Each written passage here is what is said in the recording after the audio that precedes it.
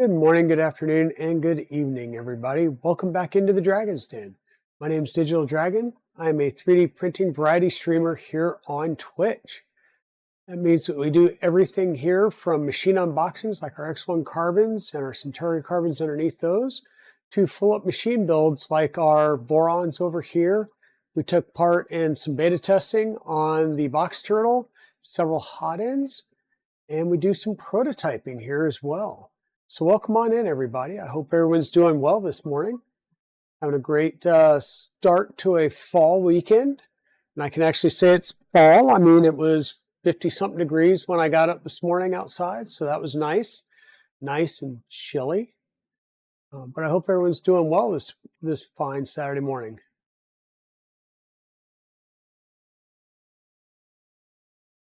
Yeah, so we've been working on the Ender 3 NG, and I apologize with the issue going on with my neck and a few other things. I have not gotten to cutting the new extrusions to replace the ones that I boogered up, but I still need to cut those. Hopefully I can get that done tomorrow where I can cut those to length.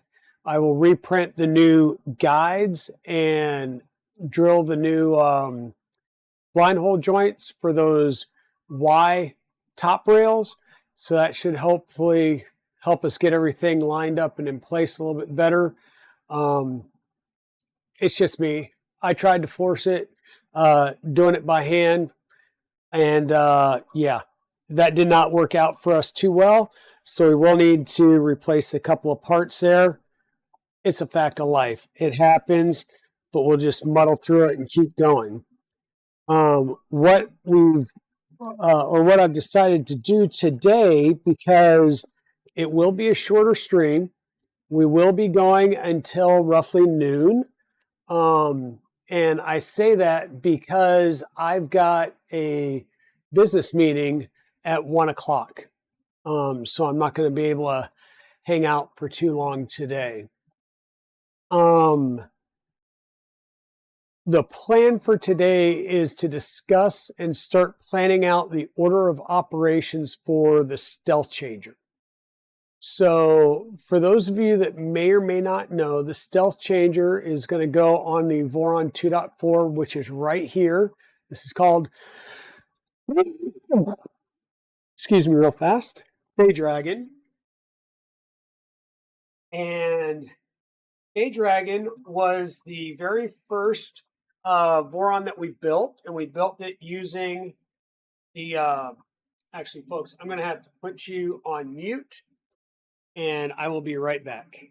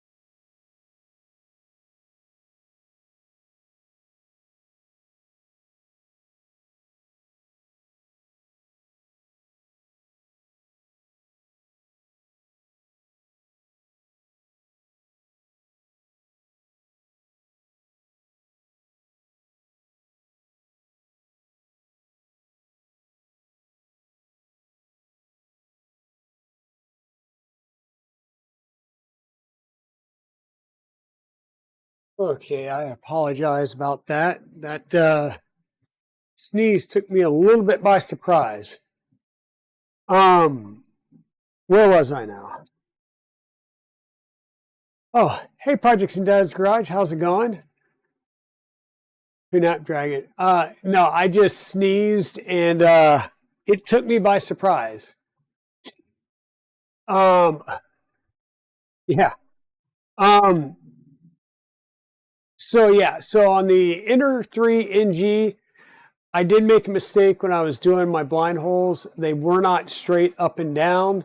I tried to drill them by hand. That has come back to bite me in the butt. So what I need to do is cut new top Y rails, print out the jigs again, get those drilled. I'm going to drill them to 4.5 or 5, just to give me a little bit additional wiggle room. I'm going to do that on the drill press downstairs off stream, and then we'll rejigger the gantry off stream so that we'll come back as if we were, nothing was ever amiss. I will say that I did redo the rear panel. So here's what our existing rear panel looks like, right? We just had the Inner 3NG logo that was highlighted there. The new panel, which I have assembled except for the den rails on the back, is going to look like this. Try and get the glare off of it somewhat. So the Inner 3NG is going to pop a little bit more in the back there. I did get this glued up first thing this morning. Like I said, I just need to go through and put the den rails back on the back. But I think this came out pretty well. That's going to be a nice back panel for that. I like that honeycomb design there. So we're going to set this off to the side back here just so it's out of the way and I don't do something to it. Now, once again, the Stealchanger. There's a few things that we're going to do to this. If you're not familiar with the Stealchanger, it is, we'll just say, a series of mods. Let me go ahead and DraftShift Designs Stealchanger. Bada bing, bada boom. Let's come over here to the full display and grab the coffee, because coffee's needed in the morning. So the Stealchanger is a series of modifications and decisions that need to be made. Okay, there's the modular dock, and it's modular in the sense that you can have everything connected to just the top rail of the 2.4, everything connected to just a bottom rail that you add across the front uprights,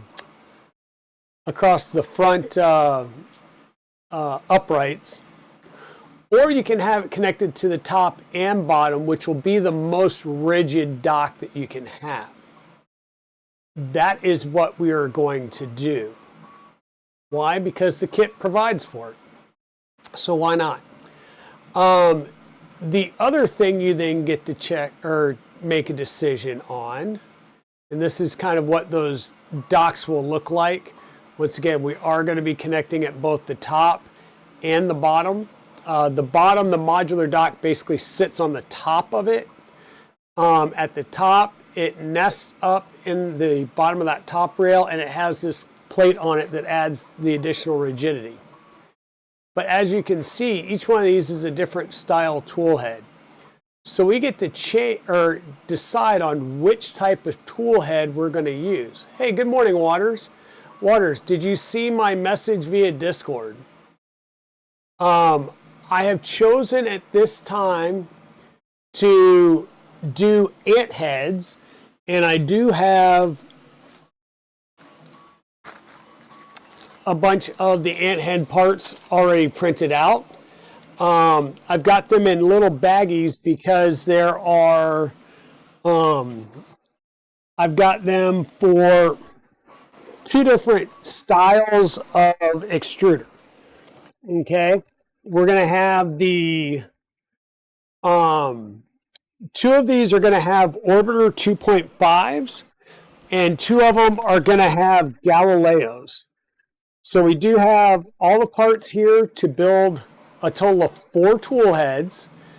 This is a 300 size. Oh, cool. What are you sorry for, Projects in Dad's Garage?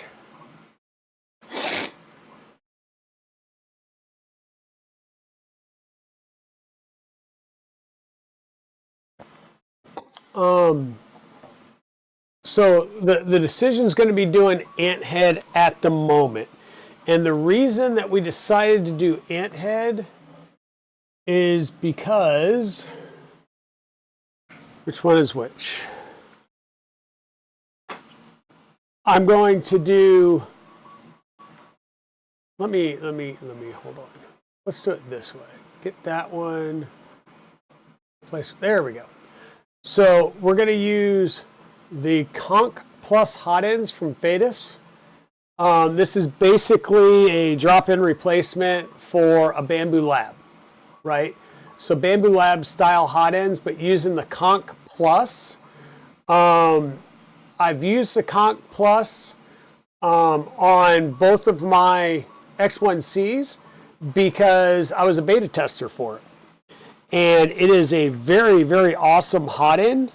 It enables you to get higher flow rates and have a lot better times if you ever do get a clog, because it's got a end coat heat break and throat, and then the nozzle itself is silicon carbide. So you're got great abrasive resistance all the way through. And when I did have clogging issues, I literally heated up the heat sink and the filament started expanding out the top. Add a little bit more heat, grab that filament, and I was able to pull it all the way out, and it left a nice clean heat break. So I didn't have to ram anything or do anything like that. I was literally able to pull it out with no problem. I went with hand heads, but if you hate yourself that much, who am I to say anything? Well, my plan right now is to do ant heads. My other thought process was dragon burners. I think if I go ant heads, I may have the ability to add a 5th one down the road. We're definitely not going to do stealth burners because we'll only be able to do 4 total. You would do a dragon burner?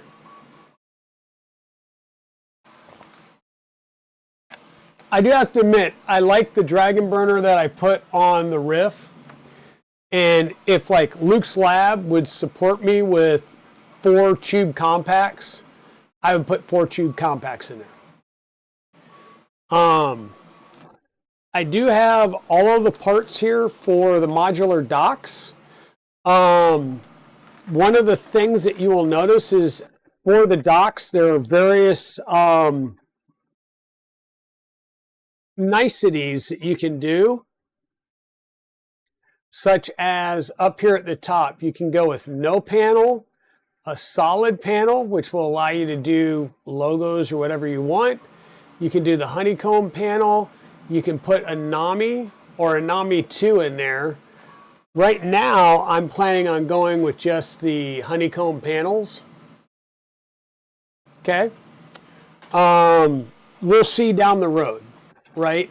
Because of the color scheme of this one, which is purple and sparkle fluorescent pink, I don't want to do my logo because my logo is blacks, reds, stuff like that, and it would just really, really clash.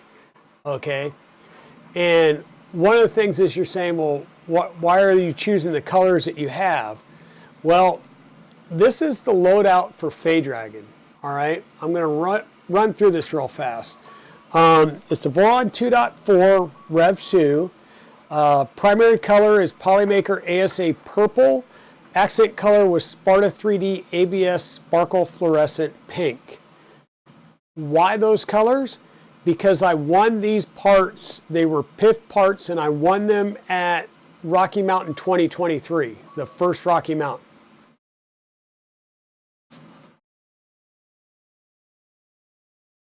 Hey Timur, how's it going? Have I built a Jabberwocky yet? Yes, I have assembled a Jabberwocky. Jabberwocky is great. It was specifically built for things like Box Turtle, URCFA, and other type of systems that are that require the filament cutter and stuff. But it looks to be a great little tool head, and it uses the Conch Plus hot end as well.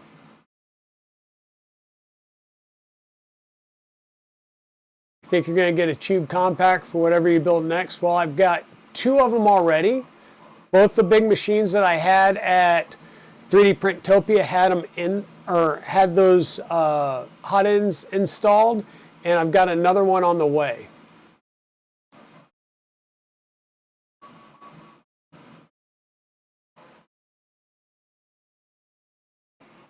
Yeah, gotcha. Hey, Guru of Null, how's it going? Yeah, the Jabberwocky is a nice little tool head. We will be doing another Jabberwocky build because it's going to be going in the Trident. Let me finish reading out the Fabreeko stuff here. We use some LDO motors, so this is a self-source, right? I got the printed forward parts out of Rocky Mountain, and I came away with several things already. Tensor 3D, which is a company out of Colorado. I got their branded MGN 9 and MGN 12 rails for the build. I also got a fastener kit from them and the high performance motion kit. The ABS panels I got from them as well. It was ABS for the back and the deck, and then acrylic for the sides and top. We're running an E3D Revo Voron Edition 0.4 Obsidian nozzle, a Big Tree Tech Octopus 1.1 with TMC 2209s, a Raspberry Pi 3B, and an EBB SB2209 CAN bus toolhead board. So that's kind of the loadout. So when we go to do this build, we're going to keep the same color scheme. And thanks to Pez Liz, I was able to order the Sparta 3D filament that I'm going to need for both Fey Dragon and Iron Dragon upgrades from Sparta 3D and have them shipped to Pez Liz, who then brought it down to 3D Printtopia when she came down.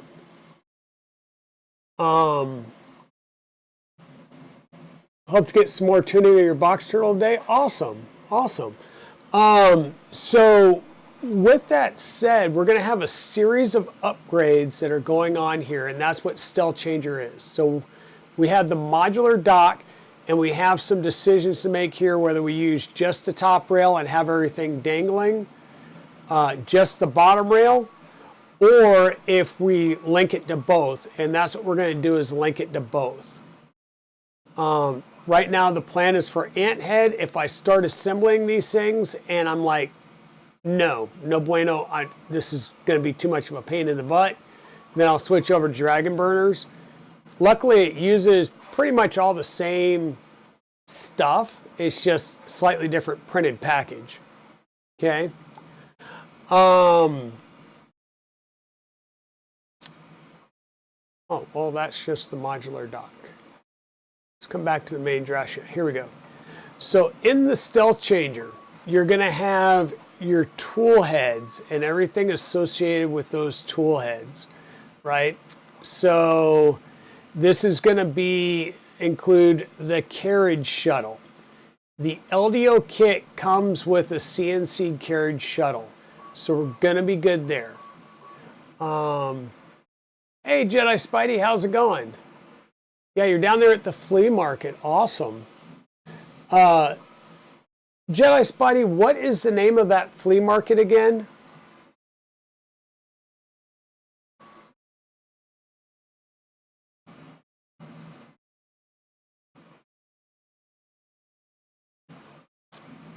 What is the name of the flea market again? Bragg Boulevard Flea Market. Okay. I'm going to try and come out and see you today or tomorrow.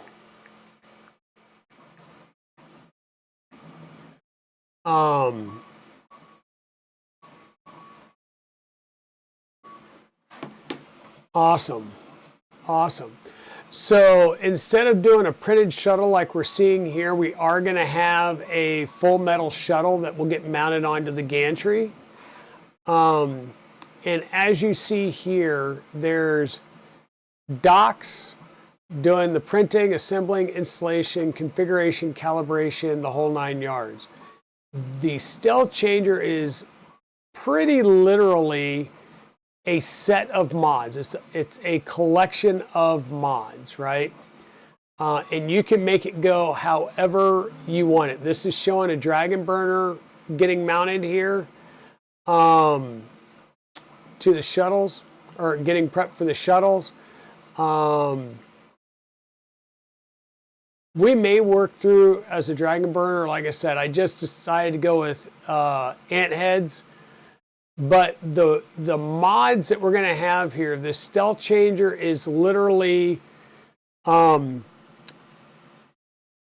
carriage that stays on the gantry and the tool heads. Okay. Then you'll have the modular dock. You'll have the clipper add-on, so that's the software side. You'll have a top hat. Because you're going to have multiple umbilicals coming from the tool heads to the back panel, you're going to need a top hat to allow all of these cables and the various PTFE tubes to not get caught up. There's a door buffer. Because these mount to the front, you're going to have to move your door out some. And I have all the parts printed for the door buffer already, as well as parts for a clicky-clack door.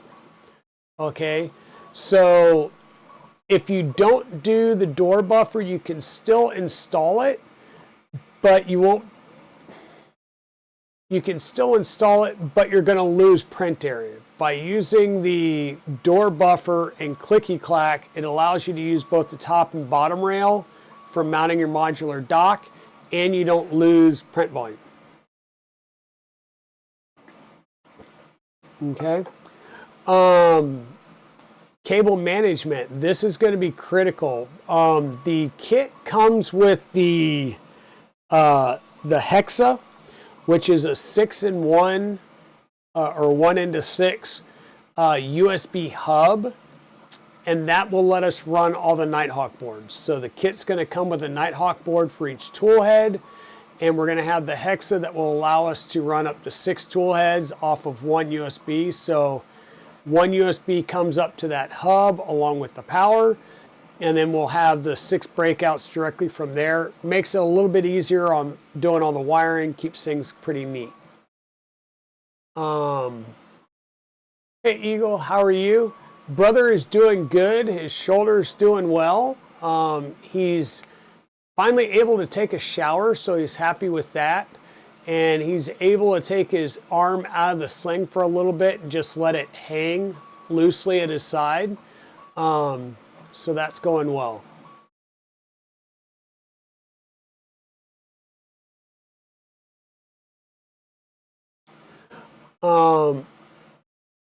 Okay, Waters, how well does Stealchanger handle the consistency of mounting with regards to their locating features?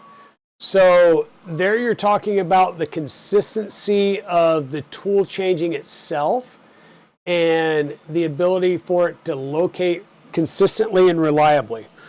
We're going to find that out.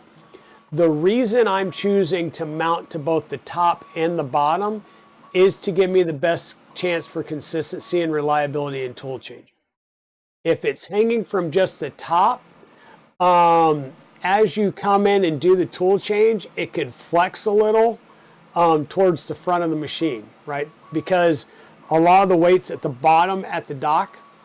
If you do it from the bottom, you have the same kind of issue where you're coming in, you're still hitting at the bottom. So the most rigid aspect is going to be both the top and bottom linkage when you mount these, and that's what we're going to do.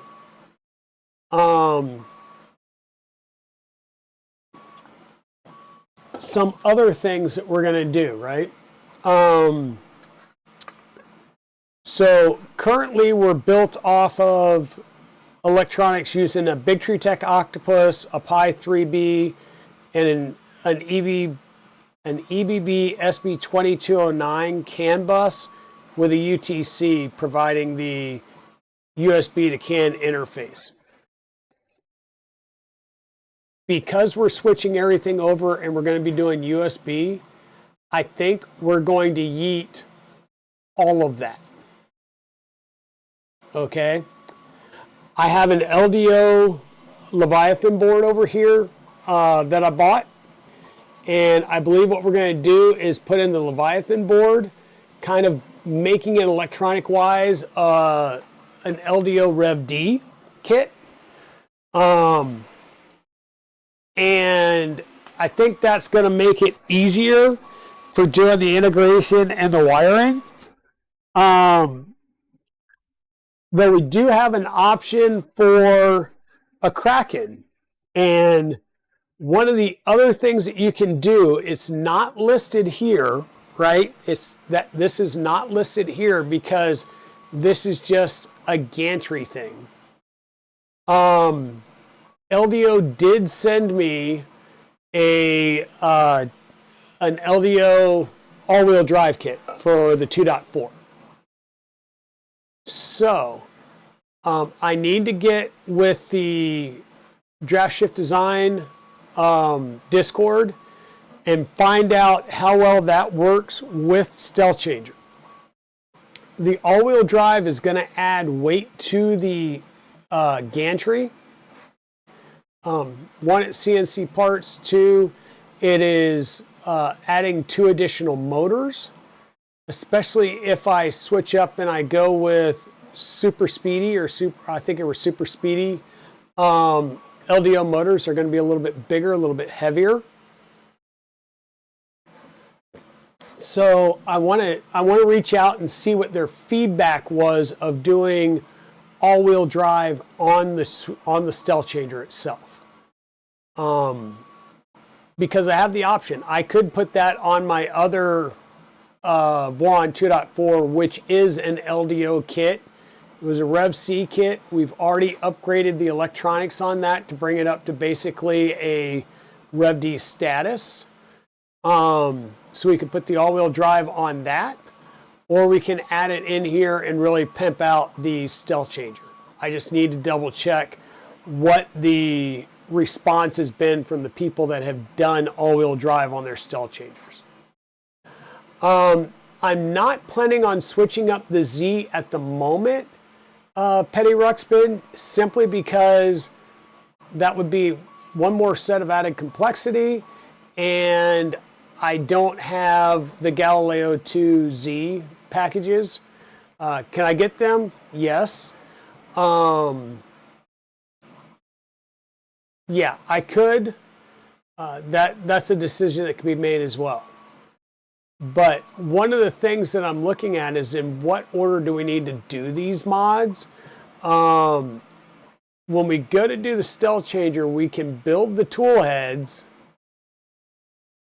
Yeah, true. The G2Z may help with the added gantry weight. That is true, because they're built in with the built-in planetary gearing. It could help with the weight. That is true. Now, if we're doing that, we're going to have the 4 Z motors, and we'll have right now 2 A and B. That works well with a standard LDO Leviathan. If we want to go all-wheel drive, we're going to have to get the motor extension to add on. So I would have to order that as well. Not a problem. That's, once again, parts can be ordered. So yeah, that's kind of what I'm doing today, is just checking with you all to see what do we want to do. Real fast here, I'm going to bring up this and just make some quick notes. So so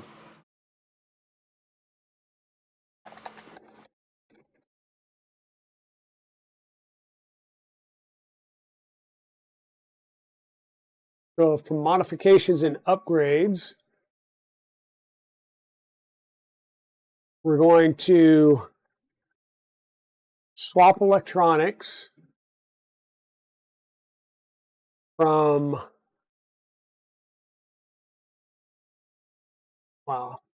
from Octopus U2C,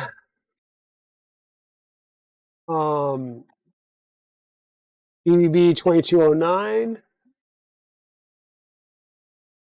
to LDO Leviathan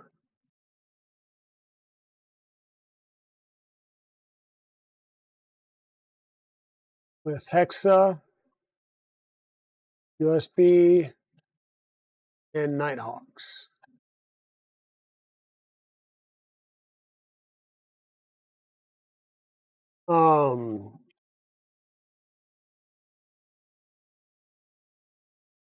LDO all-wheel drive, that's still up in the air. If we do that, that's also going to require us to get the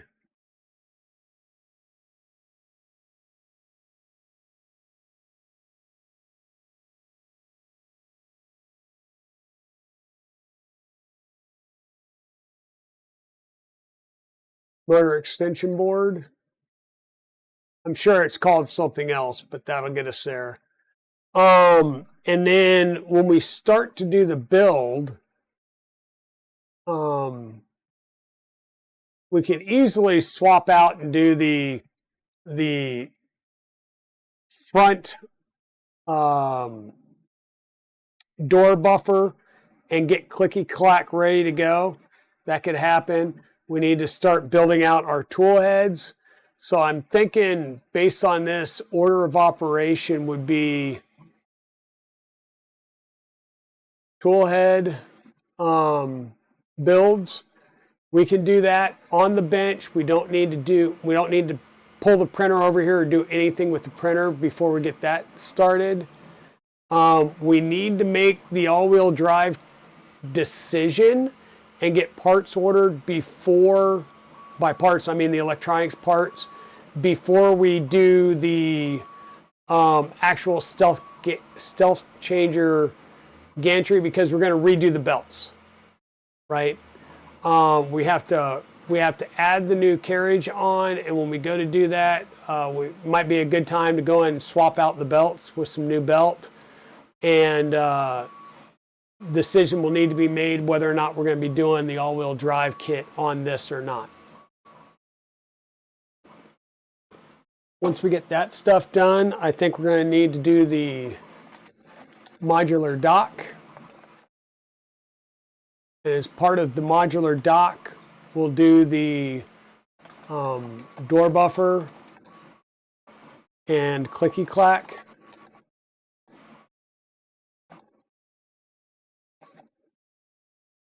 Install. Wire management will need to happen. This is going to be, I think they call it the fanny pack, which is new stuff that mounts on the back that allows you to run all of your umbilical cables for your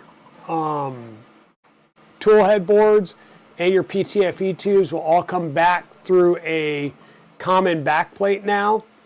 And when it comes back into that, then you'll have all of that stuff exiting at the rear top of the printer, and you'll have the fanny pack that kind of covers that up and allows you to bring all the electronics down to the underdeck electronics without it just dangling there and looking cruddy. So fanny pack, umbilicals / PTFE routing.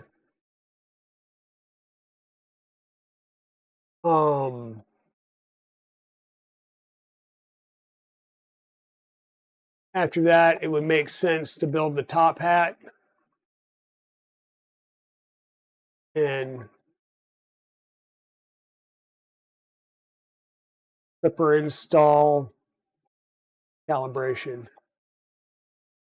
I think that kind of rough order of operation makes sense.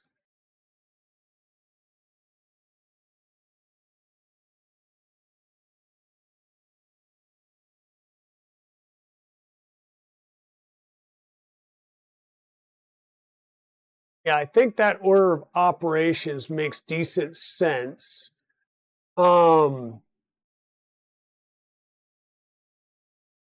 Has anybody in here built a Stealthchanger?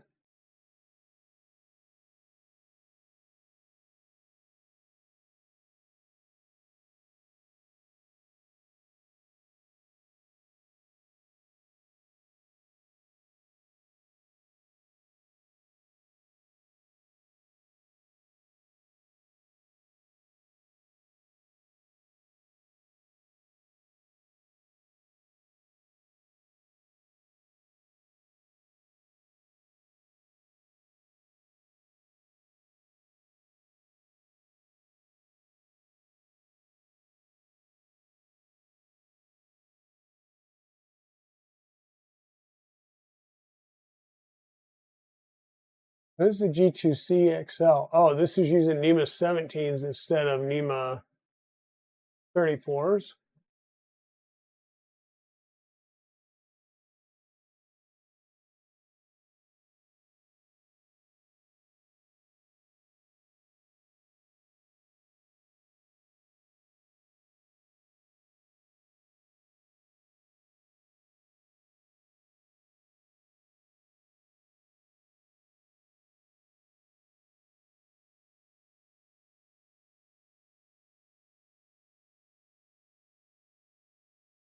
Oh.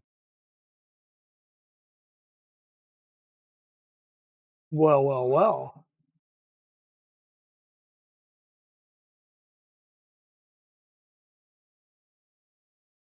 Well, we might just want to add that to the cart. Pack 4. Done.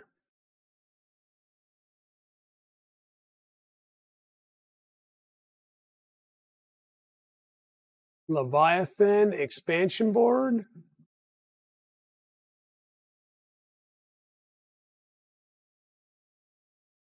Yep, this gives us adds 2 more TMC 5160s. So this is what you would need for if you're going to be running an all-wheel drive setup.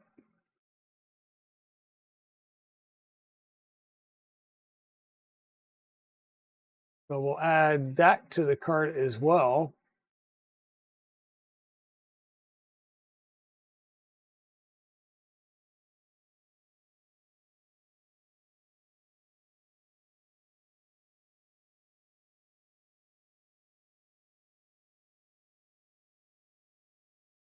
Danny at Neokoi did build a Stealchanger, and he's taking it back apart. He's taking it apart to do some mods, and one of the mods he's doing is he's planning on putting a box turtle on every tool head. He's going to put a box turtle on every tool head so that he can do some major hue forges.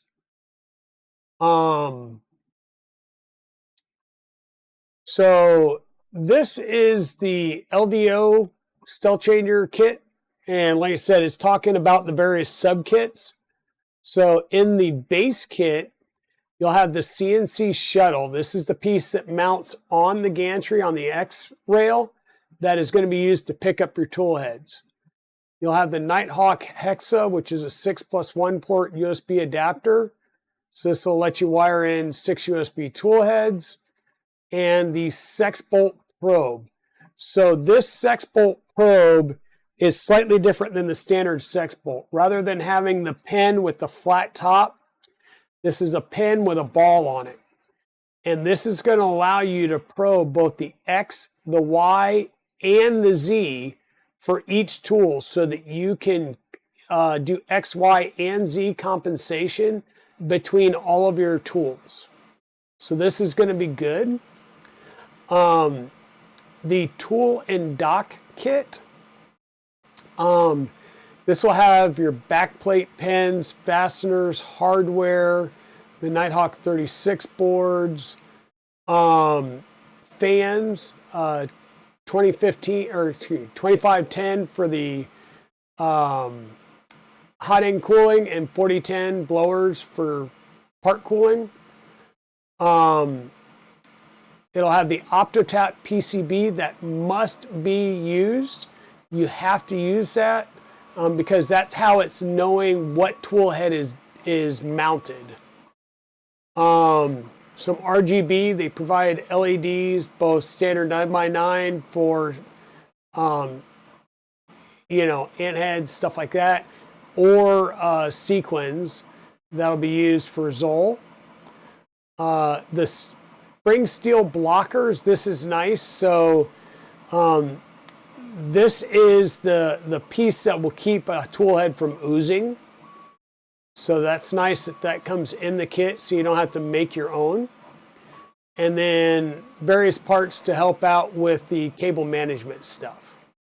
Okay, so glands, M12 strain relief type glands, steel backers, stuff like that to help manage your tube or your PTFE tubes and your wiring. You will also have the top hat and the door buffer kit. So this will be the parts needed to do the top hat, both from an extension standpoint, fasteners and hardwares. It'll have the panels for the top hat, and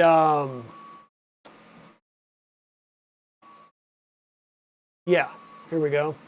Then we'll add clicky clack to the front of that buffer, and then we'll have various guides out here, so that's going to help. And once again, this particular setup, LDO did send me the Stealchanger kit with two Orbiter 2.5s and two Galileo extruder kits so that we can add those to the system. After 3D Printopia, Jason did reach out and send me the all-wheel drive kit.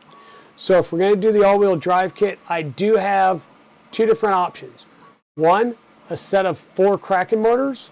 2, a set of Speedy Power, I think it was Speedy Power is the name of them, LDO motors.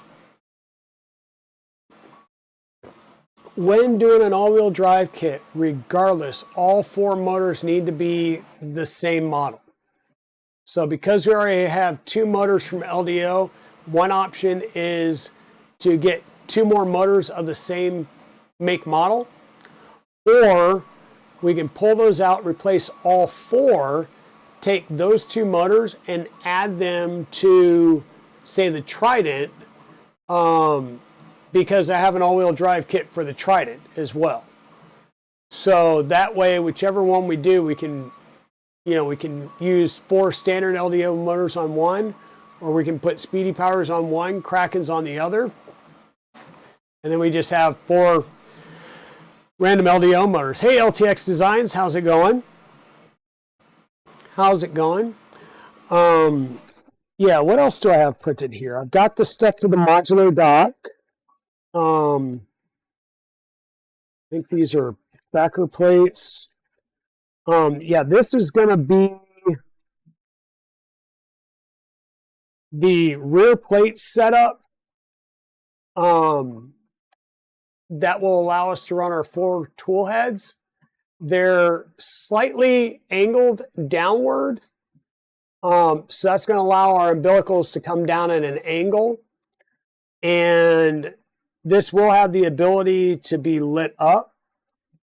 So yeah, this will be the new backplate setup that will replace the standard backplate. I think it actually goes, yeah, it'll go like that. So once again, our cables are coming down from the top. We'll have spots to have PTFE, the cable glands, and there will be some steel backing pieces that come in here as well. Not necessarily like piano wire that we're used to seeing. It's going to be actual spring steel. So just kind of like a thin wide strip, or thin wide, a thin flat strip that we'll use. How's it going, LTX Designs? You having a good day?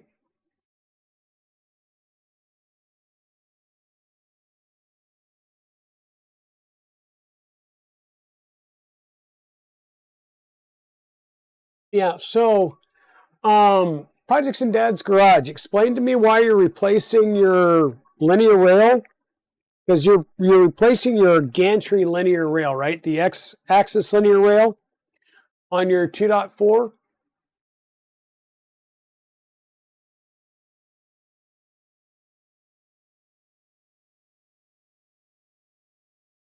Because I mean, linear rails themselves should not wear out. Right now, are you saying that the tolerance with your carriage is getting loose?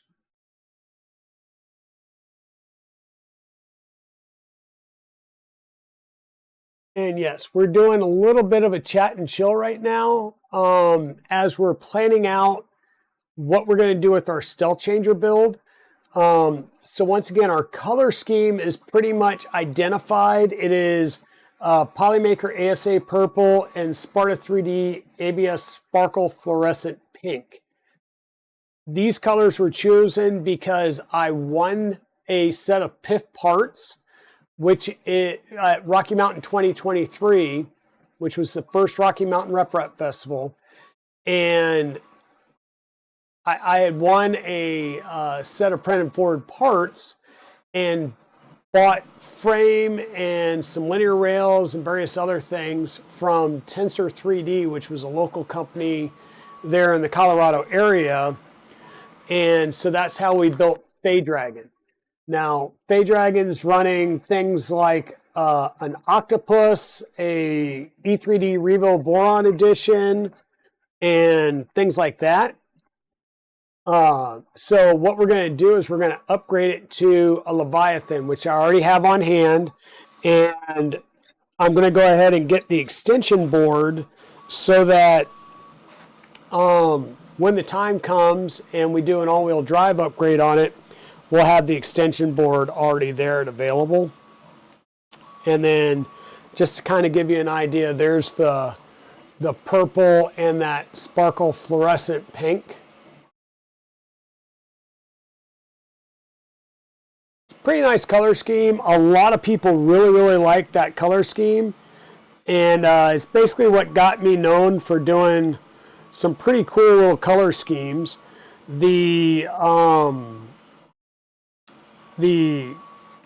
trident that sits next to it, I like the Sparta 3D filament so much that when I bought some more of it to do the skirts, because that's not included in the PIF, I went ahead and, you know, if you're ordering stuff from Canada, you might as well make it worth the shipping costs. So I ordered Sparkle Fluorescent Red and Sparkle Old Copper. So that is what the trident is printed out of back here in the corner. So Fay Dragon's here. This is the one I've started cleaning stuff off on it because this is the one that we're going to do the Stealchanger mod to. And then this is the trident over here that has my logo panels on the side of it, thanks to KB3D. It's got all the dark panels on it, which works out really well because that's the machine I've been using to do a lot of hot end testing. So I've tested the Fadis Next G hot end. That works out really well. I've tested, what else did I test in there? The Next G hot end. One of the, I think I had the Fadis conch in there for a little bit. Tube did not go in that one yet, though it might still. I might put the other tube in that one because Tube Compact will work on a stealth burner. No, let me rephrase that. That one's getting a Jabberwocky, so that one will have a Fadis conch back in it because it's getting a Jabberwocky. So this one right here, Fade Dragon, we're going to be doing Stealthchanger on. This one over here, we're going to add all-wheel drive, Jabberwocky, and we're going to rebuild the box turtle as an enclosed box turtle at the latest spec. I did find my rubbers, and by that I mean the rubber kits that I bought. Whoops, the rubber kits that I bought. So I've got 2 sets of these. So that makes it easier when you're doing your box turtle builds. Whoops. And as I mentioned earlier, I do have all the parts printed for our door buffer and the clicky clack door. So all those parts are already printed here, ready to go for the Stealthchanger. We could probably put the door buffer on at some point. It doesn't matter. It's not going to be in the way per se. But what we're trying to do is figure out, okay, what other decisions do we need to make? Currently, my plan is for ant heads. If they prove to be a pain in the ass, we'll go some other route, right? I really liked the ant head design when I did the Micron, and I know you just had to tear yours apart recently, Projects in Dad's Garage. I will tell you that I've had to take the Dragon Burner tool head off the riff a couple of times at the show. 3 bolts, undo the umbilical cable, and the whole thing comes off the carriage. That's real nice. Disassembly is pretty easy to get things apart so that you can work on the tool head if you need to. So who knows? I mean, we may go that route. Still undecided. Still undecided. But to get us started on Stealthchanger, we've got the modular dock stuff printed out. We've got the stuff for 2 sets of ant heads printed out to include color-coded, or not color-coded, but numbers. And no, I did not go with a different color scheme for each one. They're all the same color scheme. I don't want to make it too crazy color-wise. We've got the door buffer, and we've got that back panel piece done. I haven't printed the fanny pack stuff yet.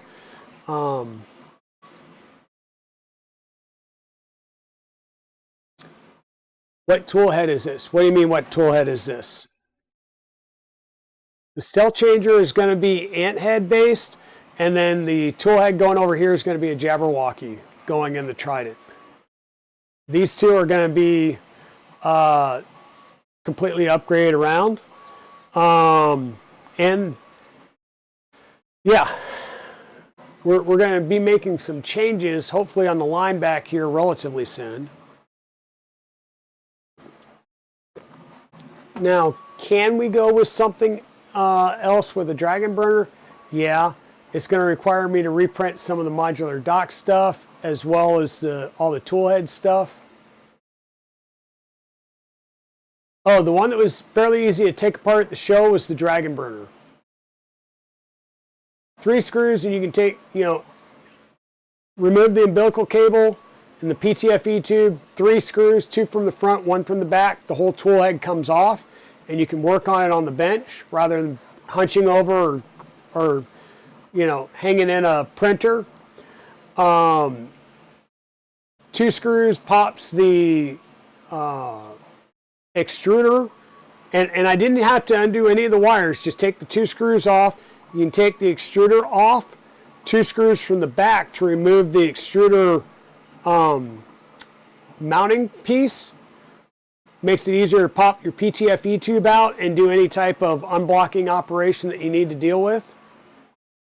In my case, my PTFE tube was slightly too short, and because of that, I was getting jams at the cool end at the very top of the tube compact because of retract. So when I brought it home, I remeasured that PTFE tube.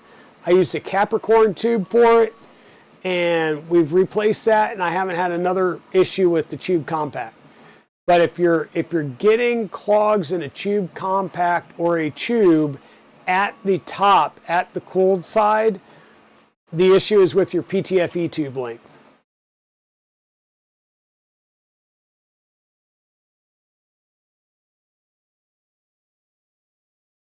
Yeah. Like I said, I printed the ant head just because that was one of the suggestions, and it's one of the narrowest print heads that you can build. And once again, that may give me the ability to do 5 tool heads, but I think if I go all-wheel drive, that I'm going to be limited to just 4. I think with all-wheel drive, it will limit me to 4 just because the front motor mounts are going to be so wide.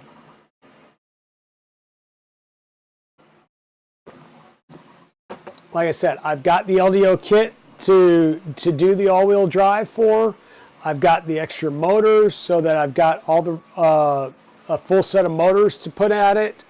The only thing I would need would be the Z's. And because going all-wheel drive, if I'm going to put a Leviathan in, I would have to switch over and get the expansion board. I do have a Kraken. Over here. So we can also put a Kraken in this instead of doing the LDO Leviathan. And that would let us run, all the gantry motors at 48 volts. We can possibly... The problem with the Stealthchangers, okay. Yes, you can still print fast. You do not. You want smoothness and consistency in your docking and undocking. So I have seen people that are trying to get their docking down to like under 5 seconds. That's great. But if you ever skip a step and you're coming in slightly off, you're going to damage things when you're doing it at speed, right? I would much prefer having a little bit longer print time and having very smooth and very consistent tool head changes than try and speed up the tool head change portion and break things. Because remember, if you jam, you might still get a successful tool head change, but in the process of forcing it onto the pins, you're going to potentially damage the pins, you're going to potentially damage the carriage, and you can potentially lose additional steps elsewhere, which is going to lead to a failed print. So I've said it in other things. Slow is smooth and smooth is fast. All right, we say that in the military all the time. Slow is smooth and smooth is fast. When you start trying to go fast, you're not as smooth, you get jerky, and things go wrong. So take a second, breathe, go slow, go smooth, and you will turn out fast. And I will say, that's what bit me in the butt on the Ender 3NG, right? I could have taken my time, gone off stream, and drilled those parts out, and I decided, no, I'm going to do it by hand sitting right here in front of you all. So we drilled and tapped everything, and I broke a tap during that stream. And then afterwards, when I was trying to correct my mistake with the holes being off-centered, I snapped a drill bit in the part. So I'm going to have to tear things apart and redo some things after I go through and make the part the right way again. So yeah, just be aware. So yeah, a few hours to have a print complete is better than a fast failure, or worse off, getting hours into a print and having a failure, right? That's even worse, is hours into a print. Now you've had a failure. You may have caused damage to the machine. You're going to have to recalibrate everything, because once you do a tool head smash like that, you're having to recalibrate on a tool changer. It's not a, oh, I'll rehome it and it'll all line back up. Maybe. Because what did you bend? Right? What did you bend? What did you crack? What did you break?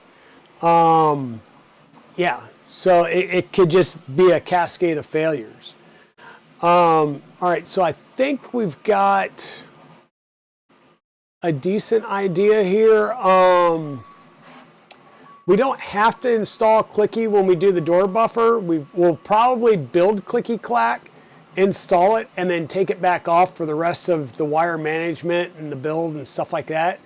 But it's more of getting it in and making sure that everything works with the door buffer. And then we'll take the door back off so we don't bust the door up.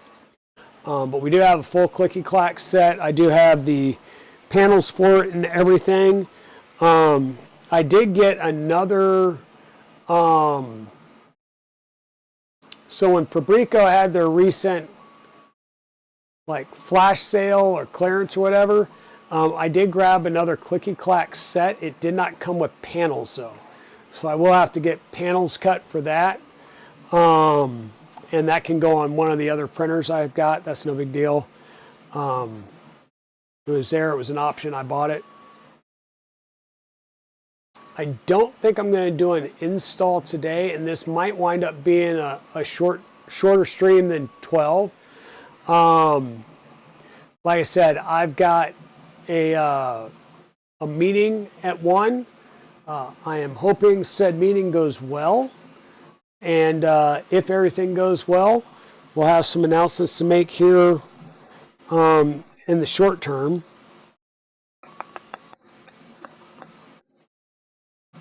Definitely not going to try and do any major builds. You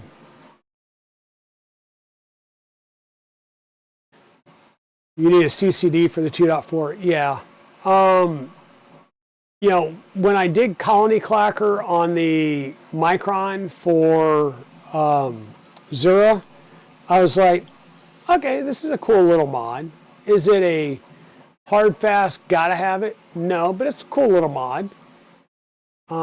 Makes things a little bit easier rather than trying to open up the doors. That and the standard doors just don't seal well. I mean, it's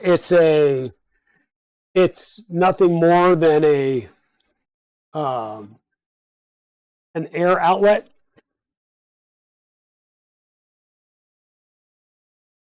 So I will tell you all that I did start building the software for a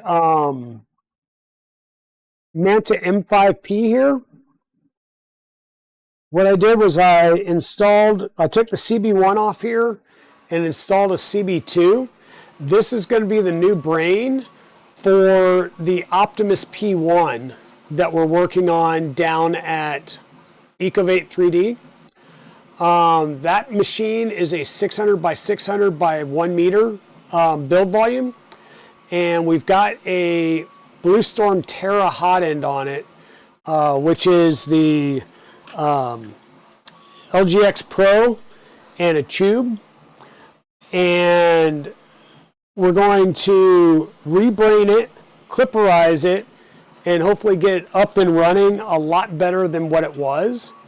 I'm still debating whether or not I go through and run anything at 24 volts, or excuse me, 48 volts, or just leave everything at 24 volts. But that option will be there as well. I will say when we go to start working on the 2.4, we're going to take all the panels off, put them aside. We will potentially do a do the brain swap on the bottom electronics, and then get into starting to redo the all-wheel drive kit and carriage. Basically, we'll strip it apart, and if we do decide to go and get the Galileo Z's, then yeah, we're going to almost strip it all the way down and then rebuild it back up. Because if we do that, then we'll be replacing the Z motors. We'll be replacing the Z skirt sections. We'll have to reprint those.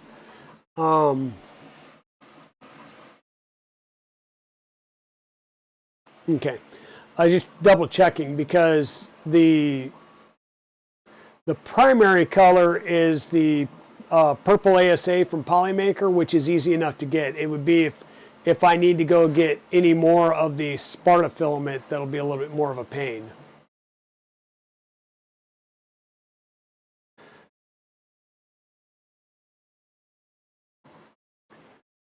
So, projects in Dad's garage. What else are you needing for your Ender 3 NG build?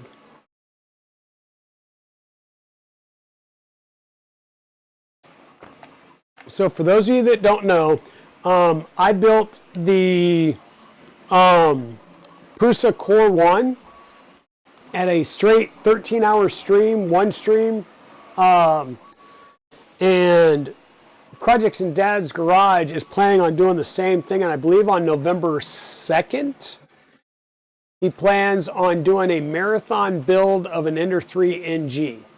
So he's going to make sure that all of his parts are ready to go, everything's printed, everything's drilled out, ready to go. And he's going to do a marathon build that day.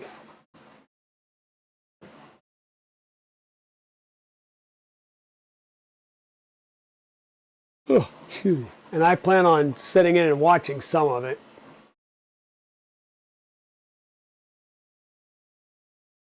Oh, November 22nd. Okay, even better. You got plenty of time to get in some more parts. You want a better bed solution. So you kept talking about getting a bed from, what was that, DLL PDF? Where were you going to get the bed from? Because Fabreeko has the CNC plates, right? The bed itself, and this is a really nice bed.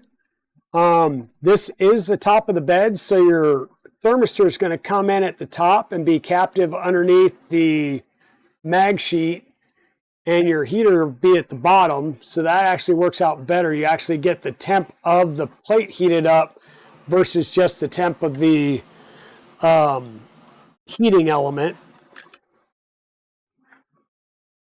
I did pick up a Honey Badger build plate, and this is an oversized magnet. He didn't have the right size magnet.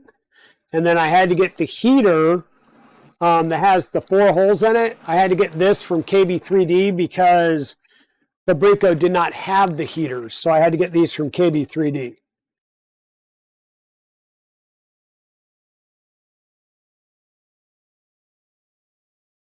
Gotcha. I gotcha.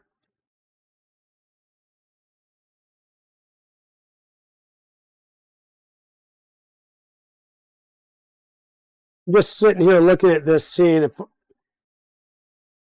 I think that should be able to go on without having to pull the rods out.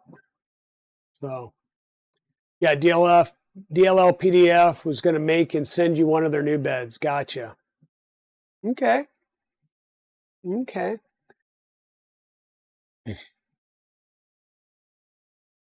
Yeah, well, in my understanding for DLL PDF, they go in the morning and they actually run their day business, right?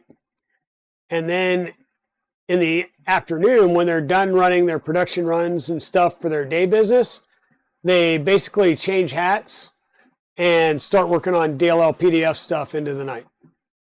So, hey, Pez Liz, how's it going? Happy Saturday. We are just chit-chatting a little bit. We've been talking about the Stealchanger build and kind of trying to think our way through the process of what we're going to do and in what order, right? I've got a lot of the parts printed out, and thank you again, Liz, for being so kind as to accept an order from Sparta 3D for me and bring it to me. I've cleaned most of the stuff off of here, off the top and out of the inside. We're going to be taking all the panels off to make it down to the bare frame, and we're going to basically yeet the electronics and redo the electronics.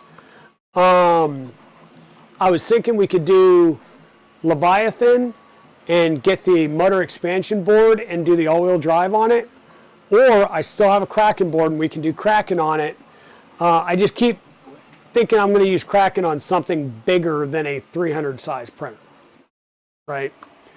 So maybe I'll just pay for the extra 5160 motor extension for the LDO stuff, and we'll get that going over there so that we can do the all-wheel drive kit. You're not fussed? Yeah. Oh, yeah. Oh, yeah. Exactly. Projects in Dad's Garage. Exactly. So yeah, and then this is going to be a shorter stream just because we've got a meeting at 1 o'clock. Me and Mrs. Dragon, we're going to swing by and pick up Evil Diesel to drag him with us and go look at some stuff. But yeah, the Ender 3NG, I still need to cut the rails to length and then go over and drill out the blind joint holes using the drill press this time rather than just doing by hand, which made things not straight. So we'll try and use the drill press this time and get a lot better hole.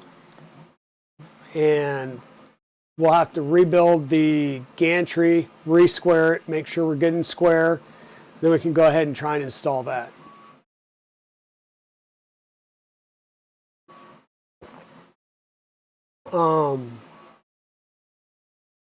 But no, that wasn't really whether or not you were first or anything, Projects in Dad's Garage. It was just the acknowledgement that, you know, they run one business during the day, and then DLL PDF is their side hustle, and they run that at night once they're done with the other stuff, which is kind of what I'm getting ready to start doing, right? I'll have the day job, and then I'll have the side hustle going on. So, yeah, always good. And who knows, we may have a... I'm hoping that I get the new space before the end of the year so that we can start moving some stuff around, getting some more space, maybe set up a new streaming studio.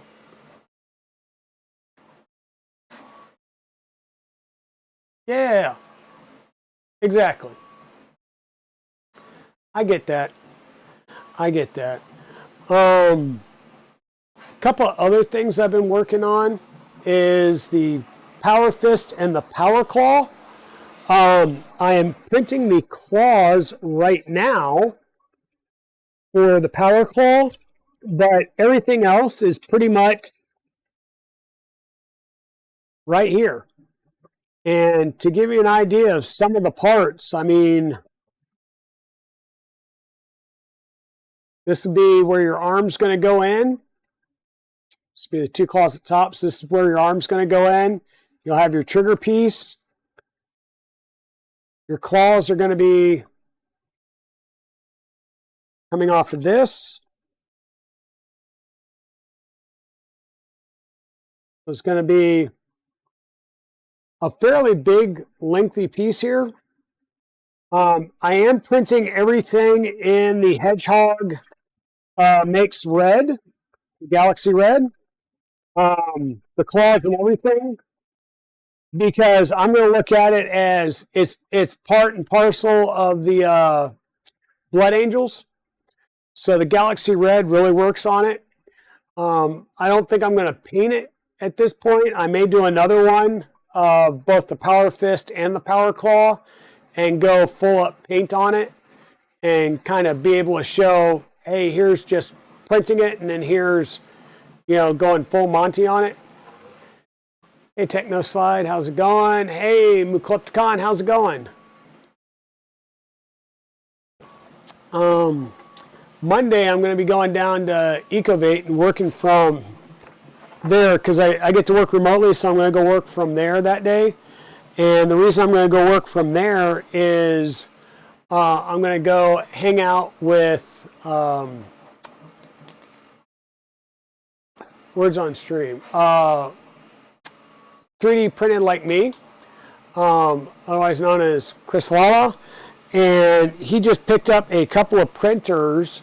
I believe it was an old MakerBot, a Prusa Mark II, and a couple of other things. So I will sit down and help him work through and look at them, see what needs to be updated. The Mark II can go up to Mark III, but the Mark II is all 12 volt. So you'd have to do a board upgrade to the INC and some 24 volt stuff. So what we're going to do is look and see what is going to be needed to make that transition. And I'm going to see what I may already have on hand. So, because I do have various parts that would work with a Mark II. So, piston half. That's going to go in. And this will make the pistons, when you articulate the claw, it'll come in and out. That's kind of a cool setup there. I made sure and printed my bolts with more walls and more infill this time. The last time on the Power Fist I didn't, and I had to take all the screws back out and redo them. Funny how that happens. You know, we use rack and pinion type gearing here, so things move very, very smoothly, very easily. If things are not moving smooth and easily, it's a simple case of spray it with a little bit of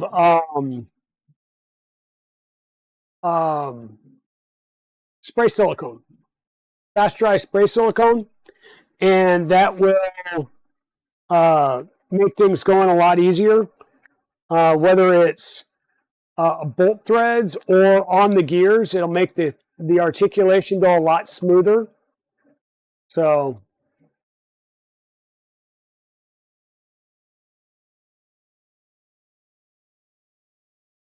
and I find even with these, like the 3D printed threads, every once in a while, I mean, they're good, but just adding a little bit of silicone, spray on silicone to them really will help make things slide in and out, things screw in and out a little bit easier, so you don't have a chance of shearing the threads.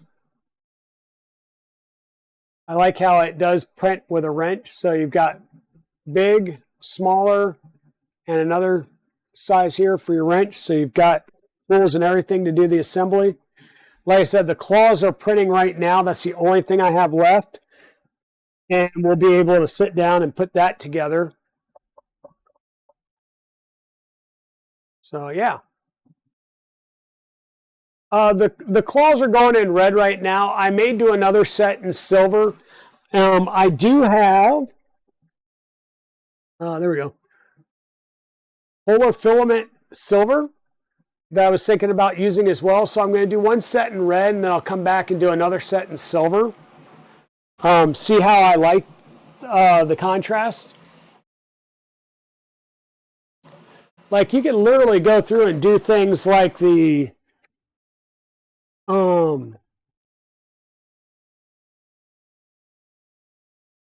like this mounting part, which would be for the lower claw, could be red. You can print this in silver, right? Or silk chrome, because once again, that is the this is be the piston, and this is the arm that's doing the piston motion, and this would almost normally be bare metal with some type of lubricant in here so that it's doing your piston action. So you can print these parts right here in in like a silver or something, and that would come out a little bit better. You know, just figure out which parts to paint which way. But I'm doing all in one color right now. And then I may go back and, like I said, print some things in other colors just to make them stand out. I could paint things as well. We'll see where I take it. The nice thing is everything bolts together with printed screws. So if you decide you want to paint things, you can unbolt everything, sand it, prime it, paint it, or just paint the parts you need to or want to, and then reassemble it.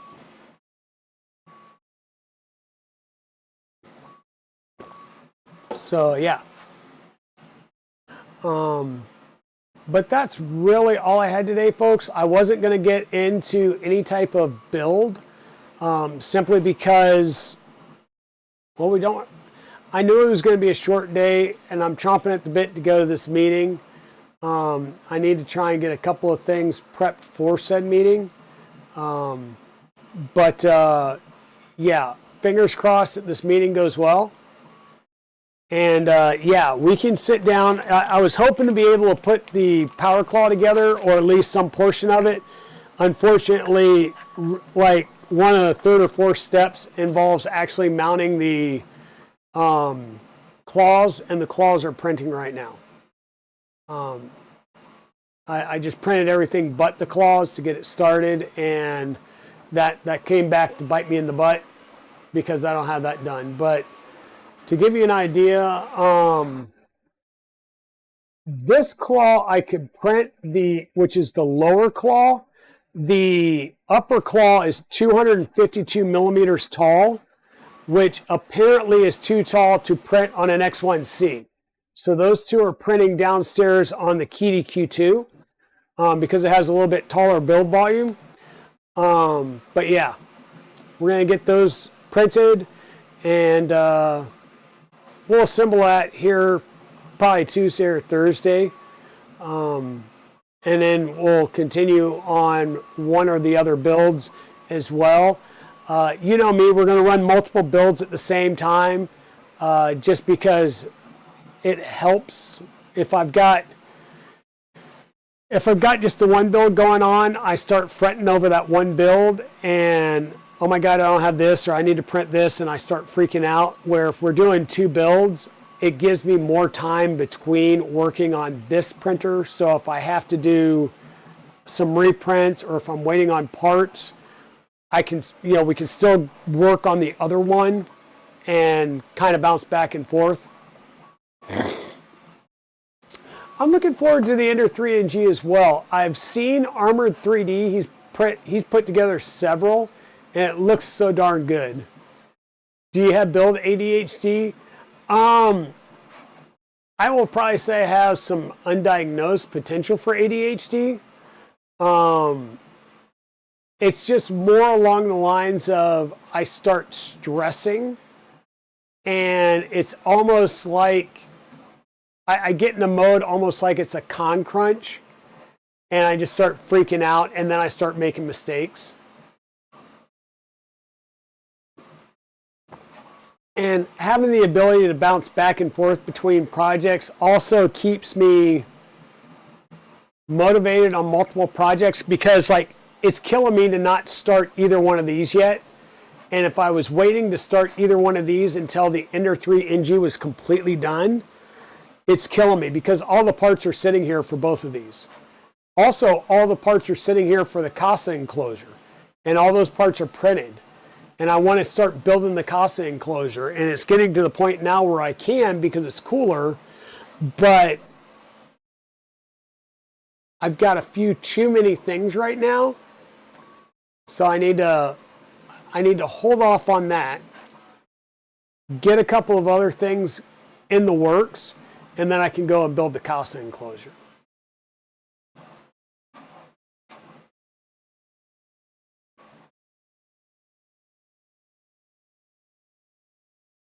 Exactly, projects in Dad's garage. So as things start coming in, it's like, oh, I want to get started, but it's like, no, it's content.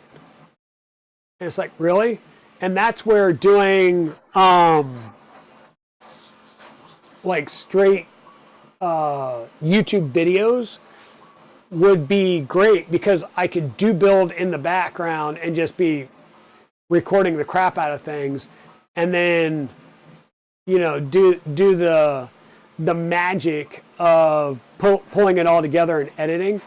That's not me though, and I know where my limitation is. So I've been talking with projects in Dad's garage, and one of my standard streaming days may turn into a YouTube stream day, or I may add another one that's all dependent on, we'll say, Mrs. Dragon's tolerance for me and how many days a week I stream.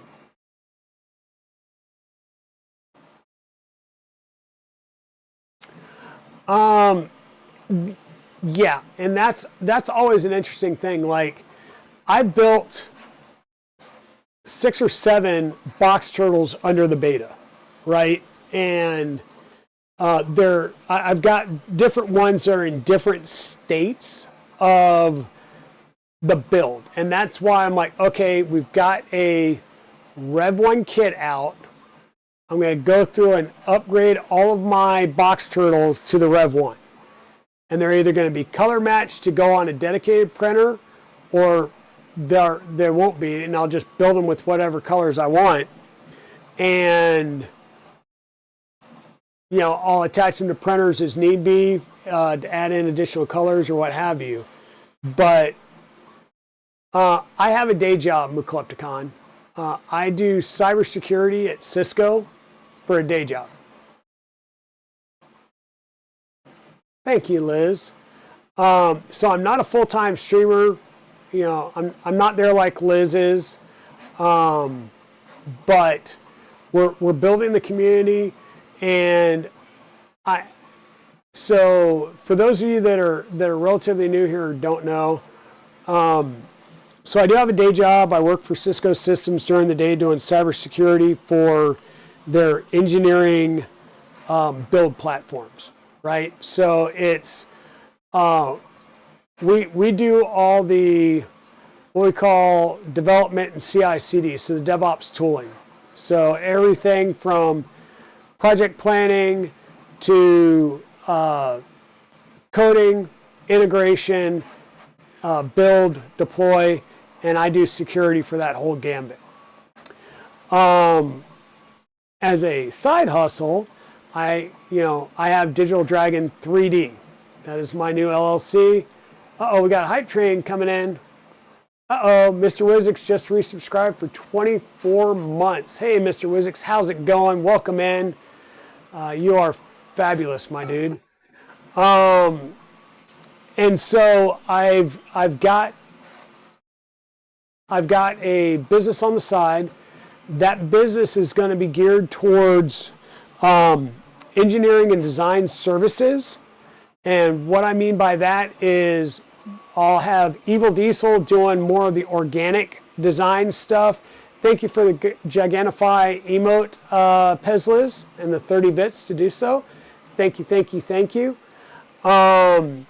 So he'll be working on the organic designs. He does things like all the designs for our Death Racer customizations. He does those. He does miniatures. He does a lot of resin printing. So he's going to have that side of the house. I'm going to be working on more of the functional printing side of things, and we want to get into supporting local businesses, not necessarily building, let me go 3D print cinder wings and sell cinder wings, right? I don't want to do that. There's a few people in town here that already do that. I want to actually go and help people do inside tooling, prototype, form fit function testing, and then based on, once we can validate a design, all right, how many do you need and what's the best method, right? So if you need 5 or 10, maybe 3D printing's the way to go. If you need 100, maybe 3D printing's the way to go. If you need 10,000, okay, we use 3D printing to validate the form, fit, and function of the prototype, but if you need 10,000, now we need to possibly look at injection molding. How do we change the design to support injection molding or subtract the manufacturer, right? Because that's going to scale up quicker and easier than trying to print 10,000 of something, right? So that's what I want to do to help local businesses in the area. I do have one business that I'm working with right now on various things, so that's a good starting point. We're also going to be doing parts. That would be parts, kits, so boards, motion stuff, motors, all the stuff that you go to KB3D, West 3D, Fabreeko for. I want to have that type of stuff here for the local community.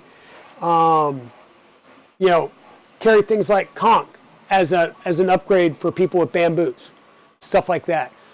One of the other ones, all right, Muklepticon, have a good day. One of the other things that we're looking at doing is print farm services. And notice I didn't say printing services. I said print farm services. So I know there's several print farms down here in my local area. One of them brings machines in when they're broken all the time to Ecovate 3D.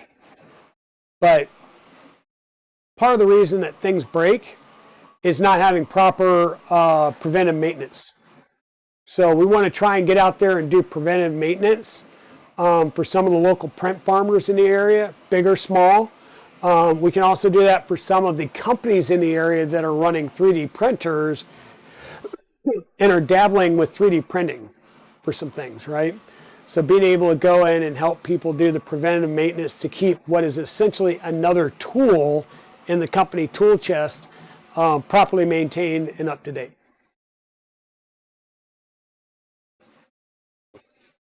So yeah, some of the stuff we're looking at doing and bringing into the business aspect here.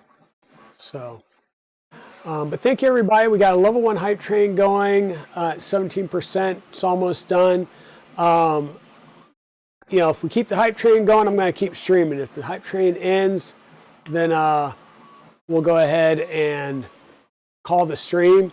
Because like I said, I do need to prep a little bit. I'm getting a little antsy for this meeting, and I hope things go well for the meeting. But thank you guys for being here. I know the last couple of streams have been not a lot going on in them, but I do promise you that we are going to start getting deep into some of these. We're going to start with the Stealthchanger and the Ender 3NG. We'll throw in the Power Claw just for good measure, but we're going to start getting into some more in-depth builds here and start digging in more like we normally do here in the very near future. So with that, I really do appreciate you all being here. Let me see who might be streaming. Like I said, an hour and a half on a Saturday is really short for us. Go get ready for your meeting. Thanks, Mr. Wizix. Yeah, thanks. And for those of you that were asking, I think Liz may have already been out of here. Hey, Kevin, how's it going? The neck is feeling a lot better. I've been sitting with a heating pad kind of running down my neck and wrapping around, or down my back and wrapping around the side, trying to help loosen those muscles up. And it is helping. I am, up, down, side to side is good, but turning is where it's really still tight. So I am trying to get the motion back in there. And I'm hoping, like I said, it's just the weather change, because it's been getting a little chilly in the mornings. Yeah, Shenanigans doing in real life. I see Way Cool Wood there. Yeah, let's jump over to Way Cool Wood. We haven't gone over there in a while. Okay, what did you do there? Go there. There we go. All right, so I'm going to get the raid started. Once again, thank you all for being here. You have some questions for you on that front. Yeah, definitely.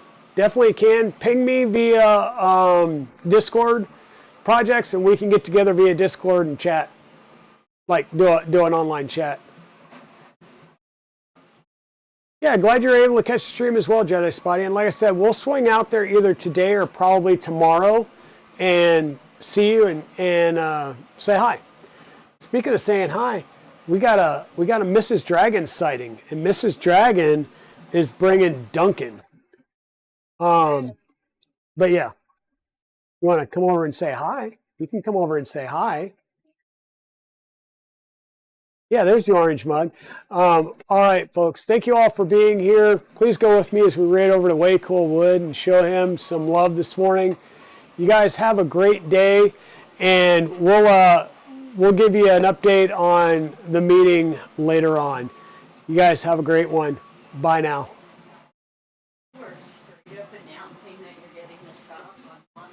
No, but thanks for saying so. For those of you that are checking this out on YouTube, thank you for being here and sticking around. If you like what you see, please be sure to like down below. While you're down there, hit that subscribe button and click that bell so you can get notified of future videos. Speaking of other videos, YouTube's going to be suggesting one for you right here. Thank you.